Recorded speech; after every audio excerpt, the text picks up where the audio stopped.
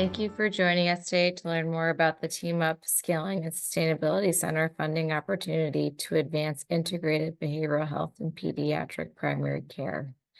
We're excited to have a diverse group of participants from across the state, including community health centers, clinical teams, organizational leaders, and others committed to improving care for children and families.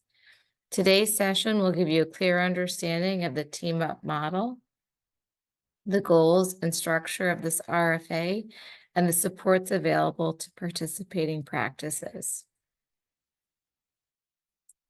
We'll start with an introduction to the Team Up Center's mission, approach, and the core components of the Team Up model for integrated behavioral health and pediatric primary care. We'll then walk through the key elements of the RFA opportunity, including eligibility, expectations, timeline, and available support for interested practices. And we're fortunate to be joined by leaders from Team Up Legacy Practices, Dr. Amelia Montero, a pediatrician practicing at New Bedford Health Center, and Emily Hames, a licensed social worker and director of behavioral health and social services at South Boston Community Health Center. Dr. Montero and Emily will share their experiences and learning from implementing the Team Up model in their respective practices. We'll wrap up with Q&A and next steps. Questions can be submitted at any point during the webinar through the QA at the bottom of the screen. We'll address as many questions as we can during the dedicated Q&A segment at the end. And all questions, including those that we don't get to today, will be added to our FAQ and shared following the webinar. We'll also review next steps for practices considering an application. You will hear from a few of our team members today. There are several more of us at the Team Up Center, but for today's webinar, you'll hear from Anita Morris, our Executive Director. Anita leads the Team Up Scaling and Sustainability Center, overseeing strategy, partnerships, and growth. Myself, I'm the Deputy Administrative Director. I coordinate cross-organizational efforts and support strategic and operational efforts for the center. Charlotte Vieira, she's the Deputy Director for Model Implementation. Charlotte oversees and leads implementation support across Team Up sites, guiding practices through integrated care transformation and sustainability. And Sonia Ehrlich, she's our Deputy Director for Workforce Development and Training.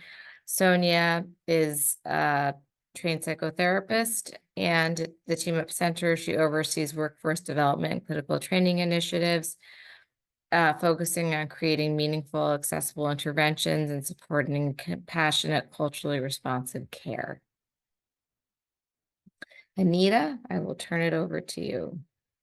Thank you, Carthy. So I'm going to spend just a few minutes at the beginning of our webinar today, giving just an overview of the Team Up Center and trying to just kind of situate this current funding opportunity within the broader work that the center does.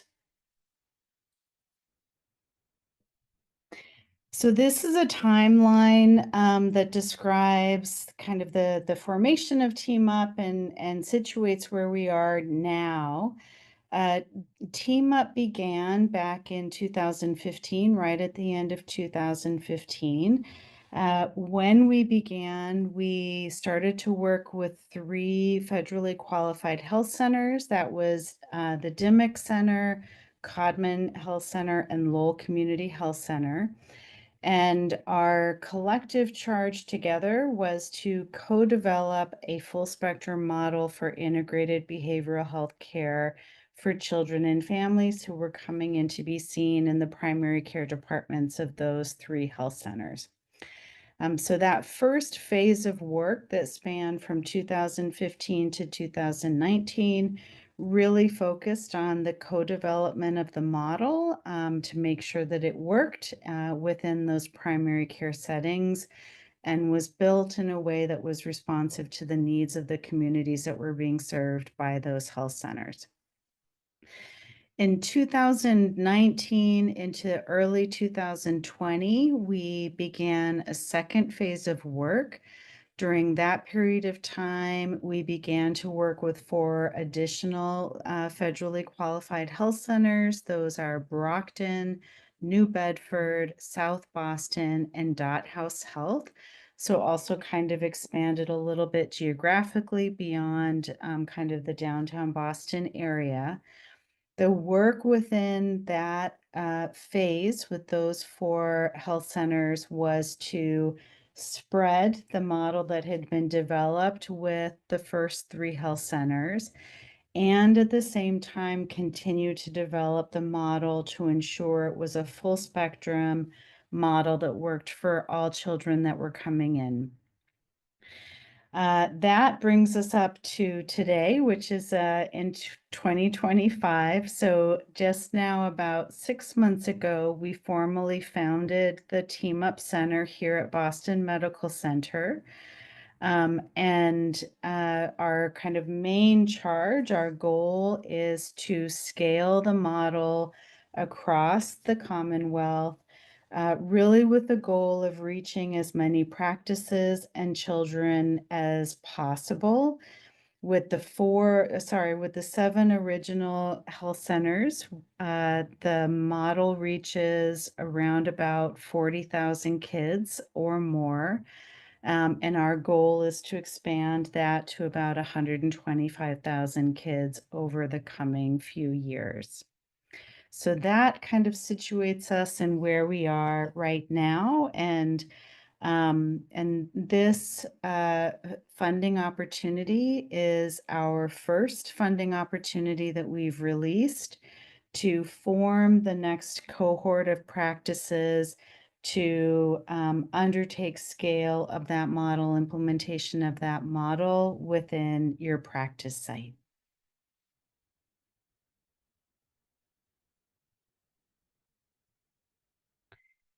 So next, I want to just kind of talk about 3 main areas of work that the Team Up Center focuses on.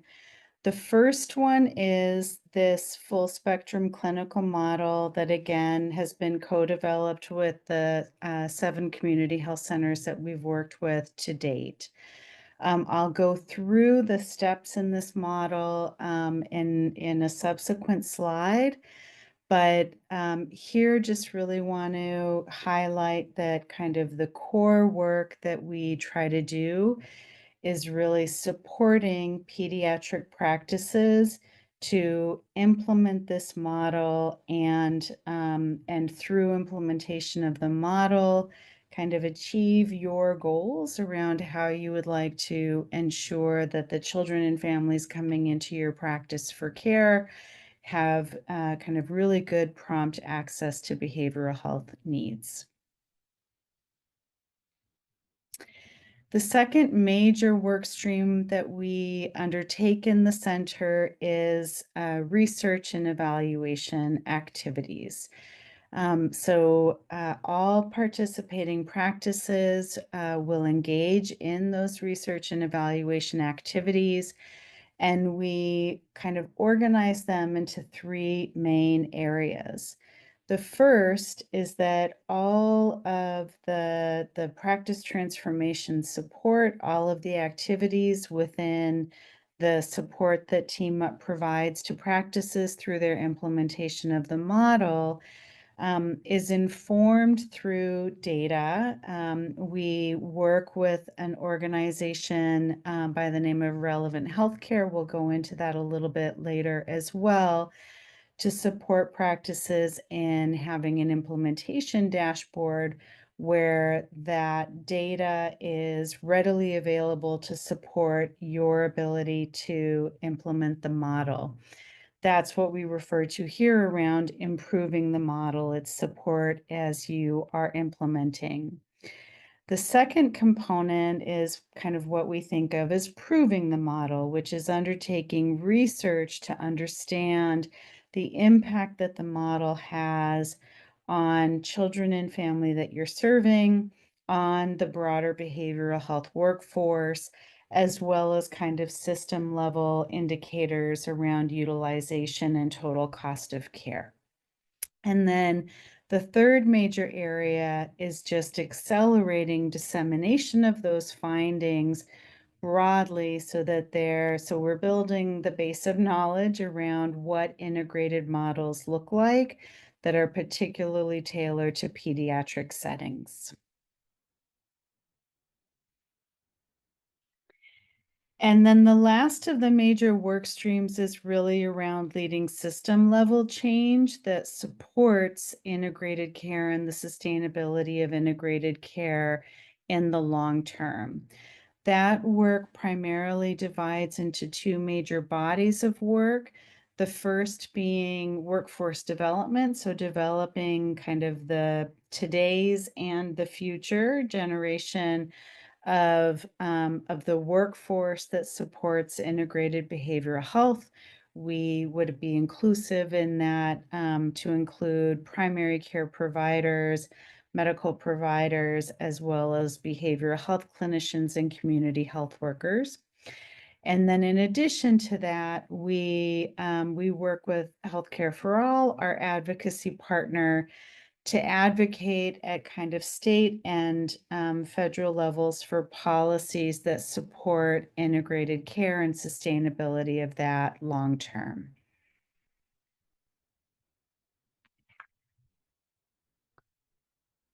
Okay, and then next, we're going to take a slightly deeper dive into the clinical model itself. This is what we kind of term the integrated behavioral health pathway. This graphic is really designed to think through the steps of the clinical model as it looks in practice, and then start to think about how that clinical model ties out to improvements in health outcomes and improvement in systems outcomes. So, as we've referenced before, in the team up model, the model is really designed to be what we consider a full spectrum model, meaning that it is kind of the standard operating procedure for all of the children who are coming into your practice. So, with that in mind, the model begins at that primary care point, which often the first thing that starts that process off is screening. So using a standard screening tool during well child visits to screen for behavioral, developmental, mental issues that may be occurring in the child or adolescent with support from the family. We do look upon that screening not as kind of a gateway or a threshold around we look at that screener really as a component of the process to identify behavioral health issues. So it in and of itself is not the only component that's used, but rather that screener is informing conversations between the primary care provider and the child or adolescent and family, really to start a conversation and talk through any issues that might be emerging. So because of that, we really identify that screening process and then separately note that identification process that is happening in collaboration with the primary care provider and the family or child or adolescent. From that point, that the next spot is engagement with the broader integrated care team that includes integrated behavioral health clinicians and integrated community health workers. And oftentimes our goal is a warm handoff whenever that is possible so that that integrated team is able to come directly into the office and meet the family and begin to really get to know the family in that visit. From there, some care planning occurs. That integrated team is also able to deepen their assessment of what might be going on for that family or child, as well as in thinking through with the family and child treatment options or care options that would be commensurate with the interests of that child. And from there flows care delivery.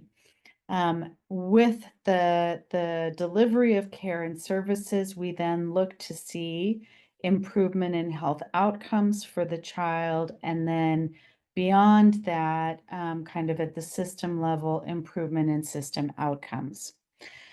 So you'll see on the graph here, the team up model really kind of situating between the beginning of primary care through care delivery, and then the learning community that the team up center runs is supporting implementation of that model in practice.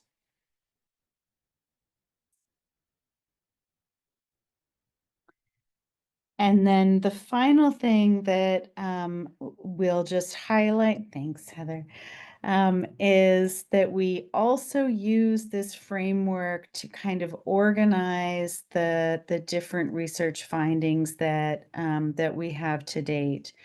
There is a pretty robust number of peer-reviewed literature that is available. It's accessible through our website if anybody is interested in going there to find out more information about these studies. In general, we organize them into three main areas. The first one is outcomes for children and families. The second, outcomes for the workforce generally. And the third, outcomes at the system or kind of healthcare system utilization level.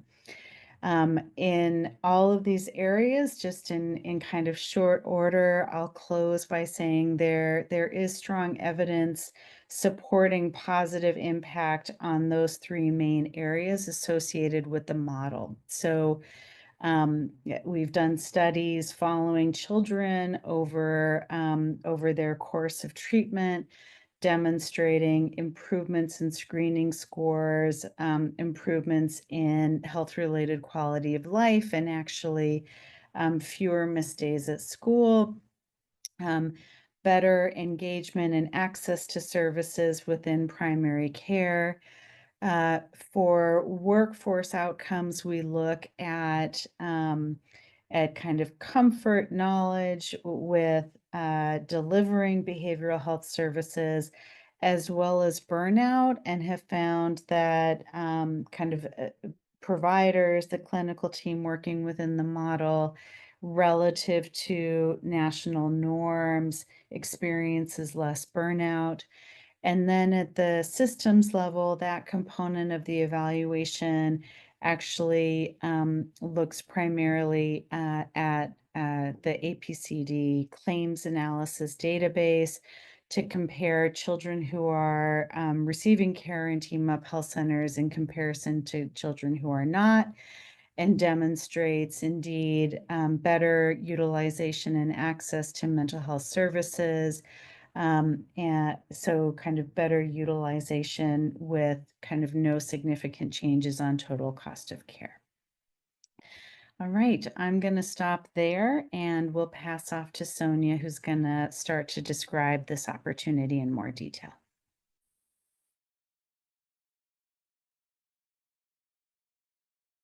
Hi, everyone. So you just heard about Team Up, and now we'll talk about where you come in. So we would like to invite you to apply to join the next Team Up cohort. It is a 30-month initiative during which you will receive comprehensive financial, technical, and operational support. During this period, you are also part of a learning community that Anita referenced. And this involves training across practices as well as support that is tailored to your specific organization. Next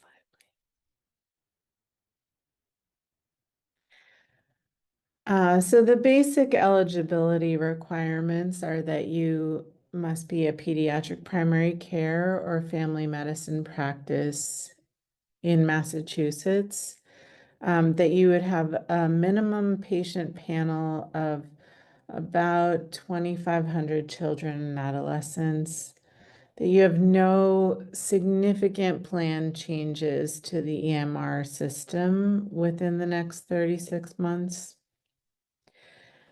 And that your organization really make a commitment to participate in all training, practice transformation, and evaluation activities.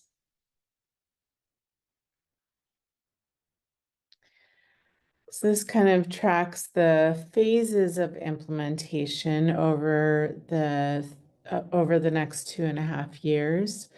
And it's organized into 3 phases. So there's a planning period, 6 months designated for planning, 18 months for implementation, 6 months for sustainability. And during this time, your practice will begin delivering evidence-informed integrated behavioral health services through a fully staffed care team of behavioral health clinicians, community health workers, and primary care providers who are directly integrated within your primary care clinics. You will develop and implement clear processes for collaboration and patient referrals through standardized workflows. You'll collaborate with relevant healthcare to share accurate and timely data that supports implementation, tracking, and evaluation.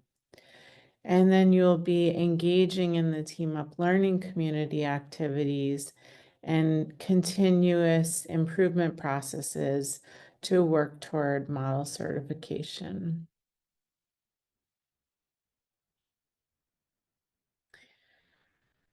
So some of the steps that your practice will take to implement the Team Up model. We talked about the planning phase where there's team setup, there's training, there's workflow development. So you're getting your staffing, you're readying your EMR, you're really preparing to begin this process with Team Up. The active implementation phase involves care delivery and process refinement. And then the sustainability period involves embedding practices, evaluating the results, and certifying. Those activities include, some of the activities include completing core clinical training across your team roles. So we have specific training, foundational training for community health workers, behavioral health clinicians, primary care providers, everyone on your core team. Stabilizing standardized workflows for care delivery, building and optimizing the templates in your electronic medical records, and actively participating in Team Up's evaluation and QI efforts.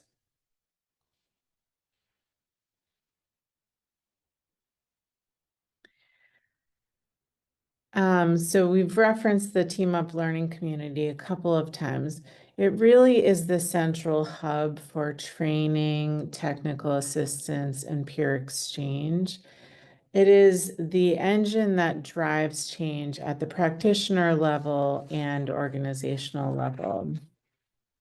And we know that change is more sustainable when more people are involved and invested.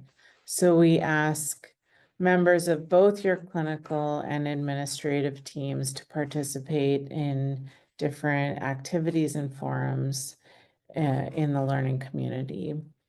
And so these activities will include, as I mentioned, the role-specific training series and additionally monthly clinical consultation calls for each role, practice transformation meetings and leadership work groups, revenue and operations forums, access to our virtual learning platform and asynchronous courses where you can obtain continuing ed credits, community dinners, team-based care sessions, and cross-site events to share best practices and learn from each other. So at this point, I'm gonna hand this off to my colleague Charlotte. Thanks, Sonia. To talk a little bit more about the learning community and the supports provided. All of the supports offered are really meant to be responsive to each practice's unique needs and strengths. We work really hard to prioritize collaborative relationships and respect practices as the experts in their own contexts. Practices receive tailored coaching and technical assistance to guide implementation, as well as scheduled and as needed clinical consultation. And the initiative is designed to meet practices where they are and support an implementation process that's unique to their setting and ultimately sustainable. To talk a little bit more, my colleagues have referenced relevant healthcare and some of the work around the evaluation. Team Up partners with relevant healthcare to provide data infrastructure. This is through a customized data dashboard that's designed to support practices in monitoring their implementation and outcomes, really in alignment with the Team Up model. Relevant as an organization, they have a strong history in providing analytics and population health for community health centers, and practices who provide care to underserved populations. The data that they gather, they're available in real time for tracking progress, identifying areas for improvement, and sustaining change over time, really in an effort to support individual practices in their quality improvement and their decision making through the implementation. And this infrastructure also enables our team's ability to access de-identified data that's aggregated within a secure data warehouse and used for the ongoing evaluation work of the Team Up model that Anita spoke to at the beginning. That really underscores our research and our body of work in that area.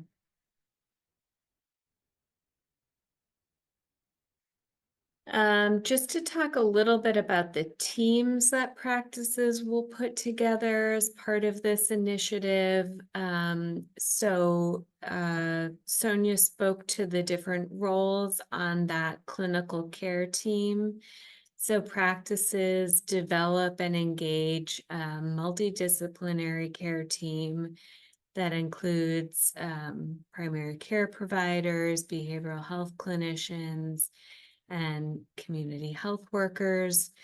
We also ask that there's a designated administrative leadership team to guide the process through the initiative. And on that team, we ask that there is an executive sponsor from the senior leadership who can really champion the initiative, ensure that there's good alignment and support sustainability.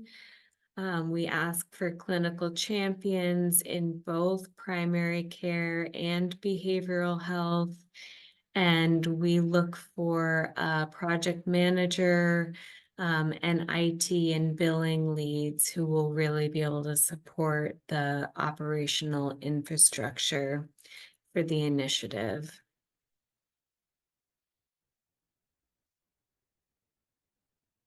Speak to the benefits of the initiative. So when we think about the initiative, we also think about sort of who will benefit across a couple different areas. So patients and families will benefit from faster access to care, whole person support, and easier navigation for behavioral health needs and through behavioral health services. Providers will benefit from targeted training and coaching, reduced burnout, and enhanced teamwork. And for organizations at large, the initiative really supports strategic alignment with mass health priorities, quality improvement, and an opportunity for future certification as a pediatric behavioral health medical home. So lastly, I'm going to talk a little bit about the selection criteria. Practices will be selected on in a couple different areas. We're looking at demonstrated need and organizational commitment, leadership strength and data infrastructure, and as Sonia mentioned, a willingness to really contribute as part of the learning community, both in participation and also willingness to just innovate and contribute knowledge as part of a cohort of practices working together through the initiative. I'm going to turn now to our speakers. So as mentioned at the start, we are joined by two leaders from current Team Up sites who really bring deep experience in implementing integrated behavioral health and partnering with our team. They'll each share reflections on their experience with Team Up, what's worked, lessons learned, and any advice for new sites. And so I want to take a minute to introduce our first speaker. I'm going to introduce Emily Hames. Emily is a licensed independent clinical social worker. She's the director of behavioral health at South Boston Community Health Center, where she's worked since 2014. Emily has led behavioral health integration across pediatrics, adult, and family medicine, as well as in specialty clinics. She brings deep experience from a range of settings, including residential, inpatient, school-based, and outpatient care, with a foundation in individual therapy for children, adolescents, and families.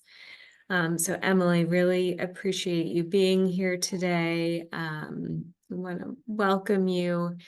And I'm hoping that you can take a couple minutes to just talk about what your clinical practice at South Boston Community Health Center looked like before Team Up. And then also walk through kind of what it was like to go through the transformation process. So what did it require? What supports did you draw on? And ultimately, what made that meaningful for your team? Great, thank you.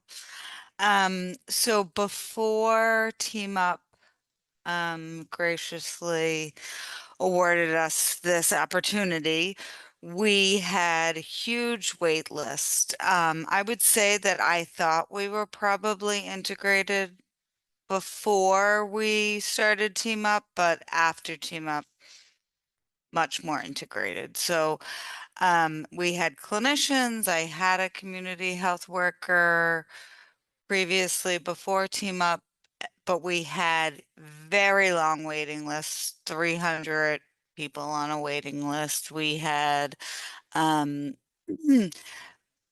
care doctors who really were uncomfortable with prescribing psychiatric meds, weary to start antidepressants, and really looking for guidance on that. We also, really, I would say, did not have a good care coordination workflow with schools and families and outside agencies regarding our patients. We would just sort of get an update when they came in for a medical visit and sort of not be involved in all of the amazing services that are out in the community, especially like CBHI services. Uh, I don't think we were capable of doing all the coordination of care that families and children really need to make progress. So that's before Team Up. And then Team Up, the opportunity came along and we were able to hire a child psychiatrist. We were able to increase our community health workers and increase our behavioral health clinicians. So with those three positions, we got so much,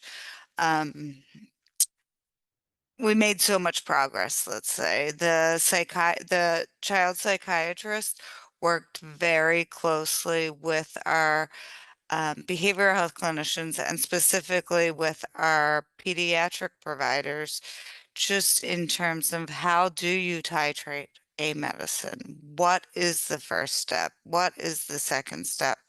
And our pediatricians really ran with that. I think they began to start to prescribe medicines that many adult providers had been prescribing for many years, and with the guidance and the ability to ask questions whenever they needed help.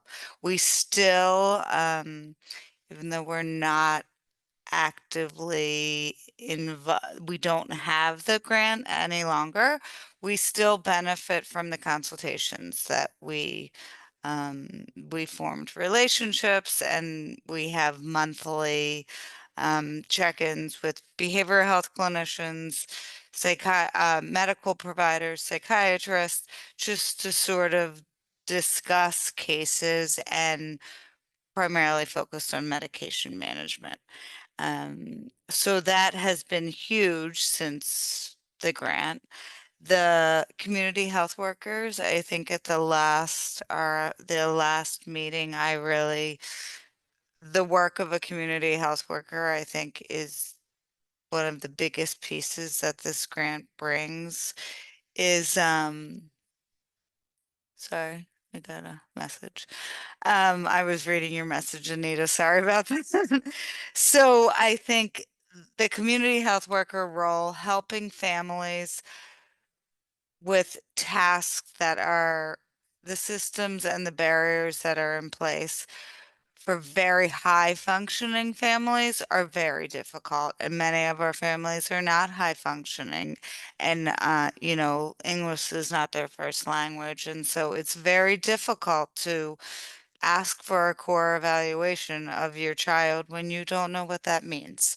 And so our community health workers have worked with the behavioral health clinicians, worked with the pediatricians, and worked with the families to develop language and templates that make sense and are manageable for the providers as well as for the families. So just sort of like understanding what families can ask for in school systems, in hospital settings, in all different settings, and educating everyone around that. I think it's just been amazing to watch the growth in terms of our families, and that's really why we all come to work every day is so that our patients and our families can grow as well as us.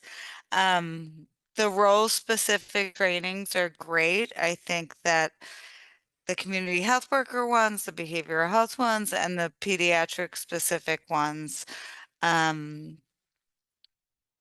What comes out of those meetings is a lot of advocacy and I think before Team Up, there was a lot of stress around how do we advocate for these families? How do we advocate for the medical providers? How do we advocate in the larger picture, in the macro? And I have always felt that like Team Up does that work that I don't necessarily have the time in my schedule to do. Anita is in Washington. You're seeing her the different members of the Team Up community, stand in courts and sort of represent all the work that we're doing. So I think that makes it a little easier for all of us to go to work every day because we know that all of the changes that we wish were occurring, Team Up has sort of taken all of our voices and continues to advocate for what changes in billing, changes in government, all of the changes that we hope come out of the data. So the data is another piece that I think is huge, understanding why a patient comes back. Did they come back because we did a warm handoff during that pediatric visit, and they're more likely to, I mean, the data showed that if they come do a warm handoff, they will return probably sooner than they would have if we didn't do a warm handoff. So just really engaging and engaging with families and engaging with providers. It's been a huge, amazing difference in our practice. I think I answered your questions. I believe so. I think you did a great job. Thank you. Um, really appreciate your, again, just willingness to join us today and share your experience and talk through both your perception and then also kind of how the team at large has benefited from the participation. Sonia, I'm going to turn it to you. We have another speaker to get another perspective, and so we'll leave it to you to introduce that individual as well. Thank you so much, Emily. Thank you. So I have the honor of introducing Dr. Mimi Montero. Dr. Montero is a pediatrician at New Bedford Health Center. Having grown up in New Bedford, she always knew that she hoped to return after medical school and serve her community. She practices in both English and Spanish. She loves the continuity of care in the primary care setting and watching children and families grow. She values the ability to facilitate access to early advanced screening and diagnosis of autism. She has 3 children and enjoys live music. And I'll turn it over to you to talk about what your clinical practice looked like before Team Up and what it was like also to go through the transformation process. Thank you, Sonia.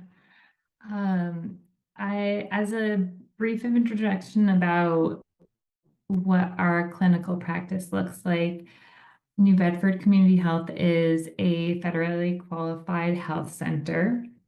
In the pediatrics department, we have about 4,500, maybe a little more, maybe a little less on any given day, patients that we serve, and the vast majority of our patients, close to 100%, are on some form of mass health. About 25% of our children are on Children's Medical Security Plan, which is a very limited form of mass health, predominantly given to immigrant children, which is a reflection of our patient population that we work with. And we were so thrilled to have the opportunity to start working with Team Up. We began in the early fall time of 2019. And at that point, our clinical practice had no behavioral health support or structure whatsoever. For our patients and for our clinicians, that meant that most of us hadn't had any medical training on prescribing any psych-related medications. And over time, it has become, as everybody knows, very urgent and imperative that we are able to provide that support from the primary care setting. And thankfully, through our experience with Team Up, that has been something that's been greatly facilitated for us. From the behavioral health perspective, since we didn't have any on-site behavioral health or psychiatry, we would often look to our community, but unfortunately in our area, we did not have any services available to meet the needs of our patients. So if our patients required any psychiatry support, or if they were looking to get into any form of counseling, unfortunately, we would have to be sending them towards Boston, which for us is at least an hour and 15 minutes on a good day with no traffic, which we know doesn't really exist. And for our families, that was and remains an insurmountable challenge for them, from the transportation perspective, from parents leaving work and not being able to support their families to take their children to appointments, and also from the perspective of our families having fear about traveling outside of their trusted community. So we were so thankful to have the opportunity to join Team Up and have the opportunity to be able to increase access to care for our patient population on site in a location where they were already established and comfortable. We started by having our community health worker team expand, concurrently with adding some behavioral health clinicians. And both of those things were tremendously helpful for us.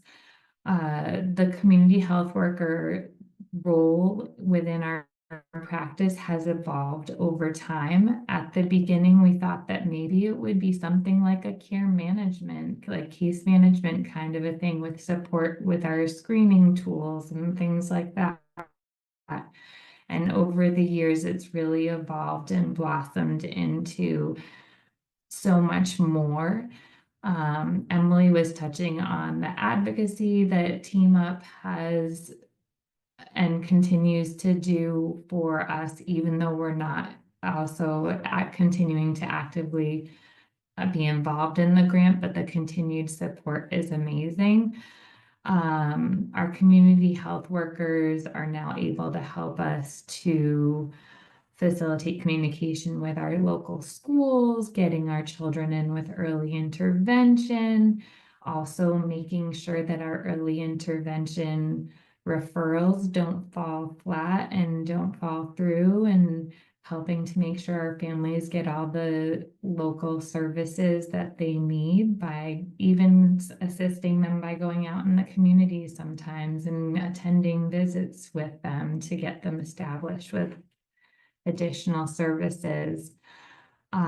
We also thankfully have our behavioral health clinicians on site in the office so that if we identify a need for a patient to receive some additional supports, we're able to do a warm handoff, meaning that that same day, that same visit, if we identify that somebody has anxiety, any other mental health or behavioral health needs, we have the opportunity to go and grab our clinician, have her come in, do a handoff with her to meet the family in person so that, as Emily identified, if we're there supporting the transition and facilitating this family getting some extra services and support and help, they're more likely to come back and engage in those services. And we're so fortunate to be able to offer that on site in a spot that's already trusted by our families. From the perspective of the prescriber support, as a primary care physician, I was one of those people who had not really received any formal training in psychiatric medication prescribing during my training. And we have been able to receive such wonderful support and education. And as Emily referenced, we have opportunities to touch base with to get additional recommendations. And that support remains ongoing, thankfully, at this time as well for us. We have, as primary care providers, I can attest to this myself, that without having had the team up resources come through, I personally was struggling with severe burnout, and as those supports have come available to us, it's been essential for us to be able to feel like we're able to meet the needs and also the demands of our jobs, but also being able to best support our families. And by that, I mean, it would be challenging sometimes when we had somebody with a mental health. I'm sorry, I always get emotional about this part when I talk about how impactful it's been for us. Having the ability to have a behavioral health clinician come in and take over a visit with a kid who's really in a tough spot has been so amazing for our families, but also from the primary care perspective, it helps us to know that our patients are receiving the best possible care, and we're able to move on and meet the needs of the other patients that we have in the office, and honestly able to stay on time a little bit better with our own visits, which can be challenging, as we all know. So all around, from the care for the patients and the overall team morale and the impact that it's had, the positive impact that it's had on the team members that are involved in our clinic, it's all around been such a positive experience for us. And I really do appreciate that Team Up is able to, I'm sorry, able to customize to the needs of each individual practice, because our practice, not having had any infrastructure when we began, really took a different approach than some of the other centers who already had some pre-existing services in place. I'm so sorry for how gross this is with my runny nose. But sorry about that. I do just want to advocate for, if you feel like this might be a good opportunity for your clinic, please take a chance on it. You won't regret it. It's been such a wonderful experience, and I'm so happy that we had this opportunity.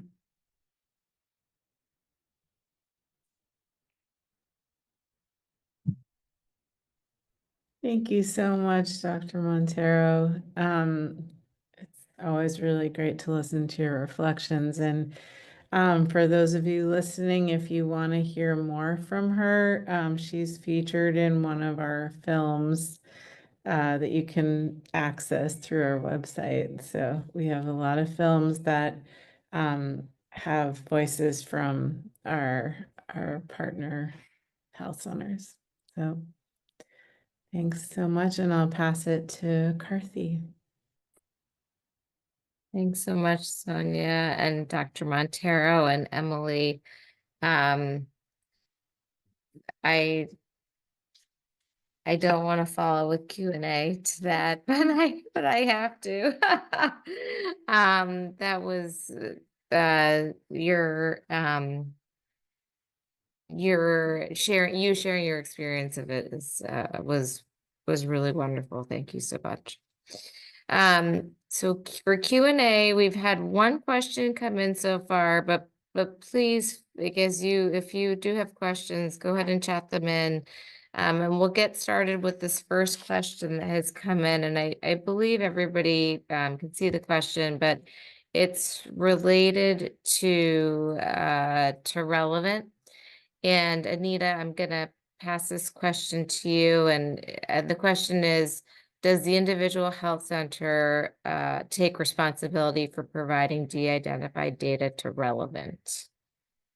Thank you, Karthi. So just a couple notes kind of before directly answering the question. The first is that over the next 2 weeks, so the next 2 Wednesdays, we will have what we're calling kind of technical assistance office hours for anybody who would like to join, ask questions, or, kind of just get support through the application process. In both of those situations, we will actually have representatives from Relevant Healthcare join the technical assistance calls in order to provide kind of a presentation about the process that they will facilitate with each of the practices. So I will answer this question, and I will encourage folks to consider joining one of the 2 technical assistance office hours to be able to hear more directly from Relevant themselves.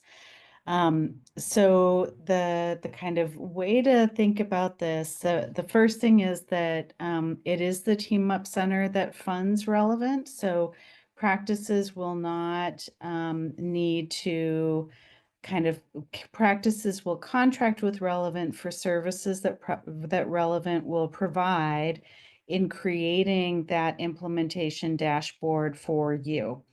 But we will fund Relevant to do that work. Mechanically, Relevant will kind of dock into your EMR to be able to pull the data points or the kind of data fields that correlate to the metrics that are on the implementation dashboard.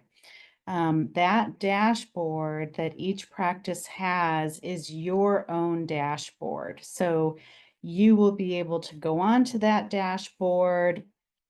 Of course, all of this is in secure environments, but you will be able to go onto that dashboard, look at your metrics, and actually drill down to be able to figure out, oh, our screening rate in this area really dipped at this point, and I'm not quite sure why. Let me dig in and see if I can figure out the pattern kind of at the practice level, at the child level.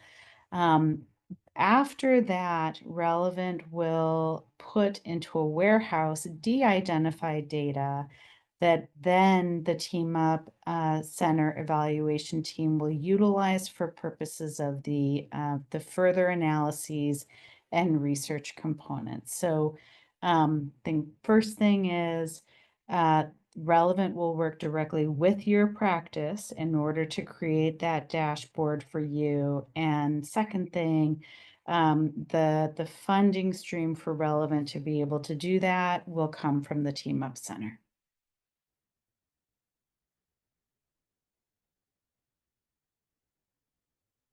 Thank you, Anita. I don't see any, oh, do you have another question? I'm gonna go ahead and share it live here and see if we can answer this one. One group just transitioned over to Brown University Health Medical Group October 24. We're transitioning at this time to switch EMRs from Athena to Epic. The go live date is this August. Would this disqualify us from this program, or will we still have time? Um, Carthy, I'll go ahead and answer too. If Yes, that's all right, I'll please. just keep going. Okay. I would say that that is not a disqualifier. I'll kind of concretely answer and then maybe suggest some guidance just to think through this at your practice level. So concretely, our timeline is to, applications are due on the 9th of May. We are anticipating being able to make funding decisions by July. We'll begin contracting over the summer and will formally launch in September. So kind of technically speaking, you would be beyond this implementation at the time that you began the planning phase, which would be in September. So I would say is not a disqualifier kind of from a technical perspective. Then just to kind of give maybe perhaps some guidance or some the thinking behind that as an eligibility criteria is that I think all of us at the Team Up Center, many of us in Team Up also are providers or have practiced clinically. So we are very, very aware of the impact of transitioning your EMR. And that really ends up being kind of an all hands on deck type of transformational experience when you need to go through that. And so the rationale behind this is just to think through whether at the practice level you feel that you are going to be in a position to be able to move forward with Team Up. And that in our experience, having an EMR transition like right smack dab in the middle of your work implementing the Team Up model is very difficult because it takes a lot of time and effort. It disrupts your daily clinic because your documentation is not going as smoothly as it would have otherwise. Kind of all those just, real life ramifications.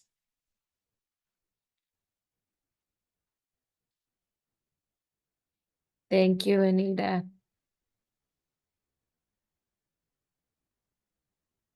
This certainly is not the only time to ask questions. We have an email address available that we've shared, and after the webinar, we can follow up and share another updated FAQ with these couple of questions.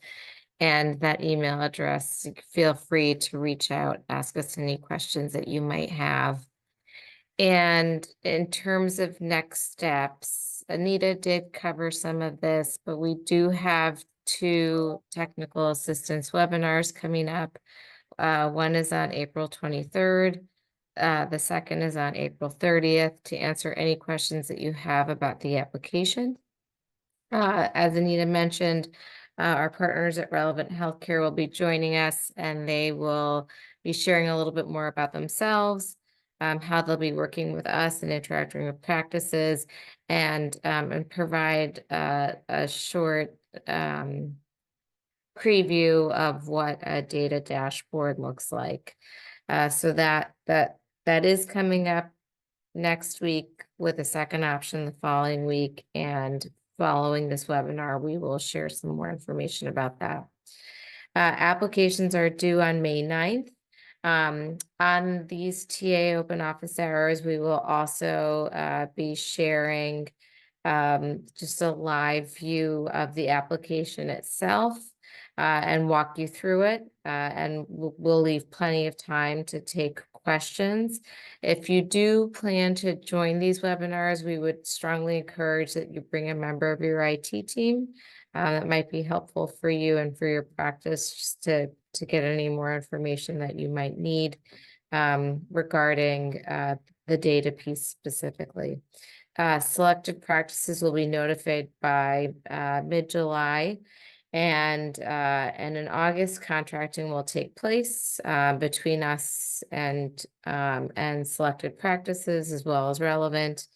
And then the initiative will launch officially in fall of 2025.